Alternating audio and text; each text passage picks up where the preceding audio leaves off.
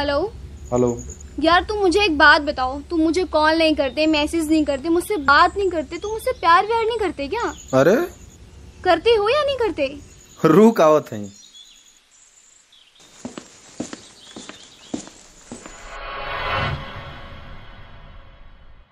अरे अरे निदिया में तो से मिली ना, अखिया खुलते कुल टूट के बिखर जाला।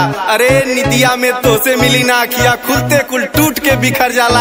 अरे करे जा खाली हम ही तो दीवाना थोड़ो हई, तोरे घरवा के बहरवा से जब जब निकली ना, सरवा हमरे साइकिलियों का चेनवा उतर जाला।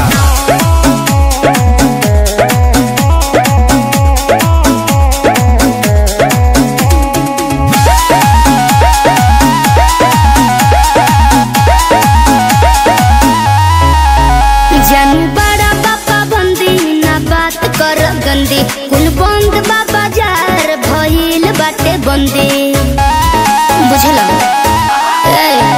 जानू बड़ा बाबा बंदी ना बात कर गंदी, कुल बंद बाबा जार भइल बाटे बंदी। जहिया पापा जी के हाथ पकड़ा जइब, बोजोरिया में राजा पिटा जइब, पिटा जइब। चौराहा पे गोली तू खा जइब, पिटा जइब। अरे अरे करे जा प्यार जात और बिरादर देख के हो जाई जरूरी है का? और तो से हम साल भर से कहती कि करे जा कल अभी हवा तो कहलू कि नहीं, हमार बाबूजी भी चौराहा पे गोली मरवा दिया। तो करे जा हम तो से पूछती कि तोहार बापा हिंदी पिक्चर का मिसपूरी है का? तो का प्रेमी है, पागल है, दीवाना है।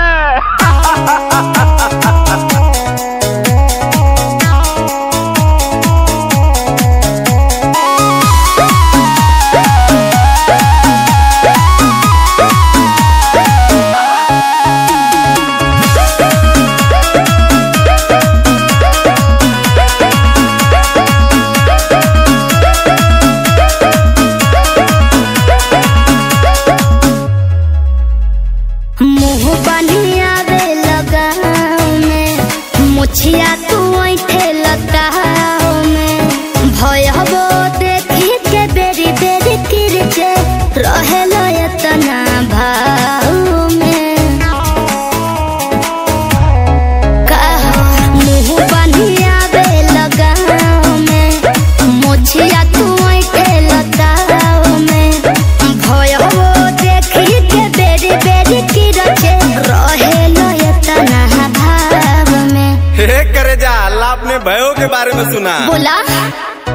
अरे करे जा हम तोरे गौवा में केतनो मुहवा बांध के आई ना, है तोहार छोटका भाईवा हमके पहचान लेवेला। का बताई एकर आदत इतना बिगाड़ देले ना कि दतवा छियार के जीजा 10 रुपया दे दा, गोड़वा पर के मांग लेवेला। भाग झूठा। दीदा 10 रुपया दा। टूट गया। अरे देख ला तुम्हारा इसने भाई बड़ो नशा में तू धुत कुल भूला जइब, बोला जहिया पापा जी के हाथे धरा जइब, पिटा जइब। चौराहा पे गोली तू खा जइब, पिटा जइब।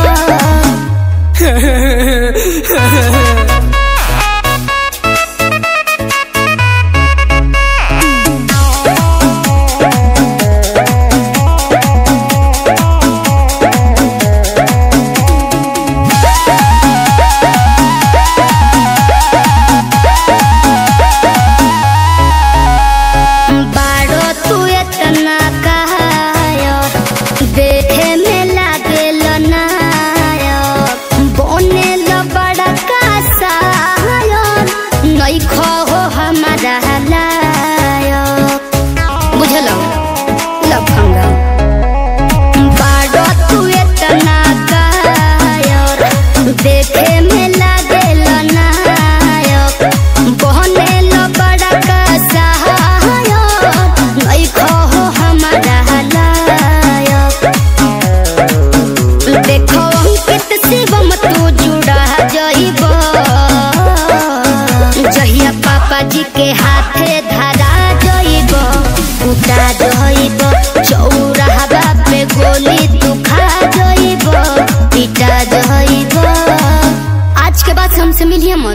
भाई के मार देलो। दूर हटा हमारा नजर के सामने से, आज के बाद से लौकी मत हटा।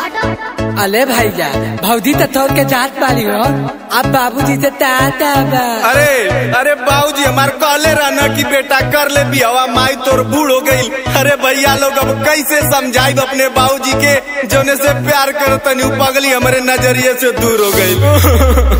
भैया बाबूजी हो